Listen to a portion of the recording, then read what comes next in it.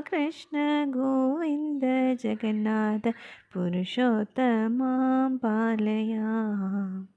श्रीमन्नारायण कृष्ण गोविन्द जगन्नाथ पुरुषोत्तमां पालय।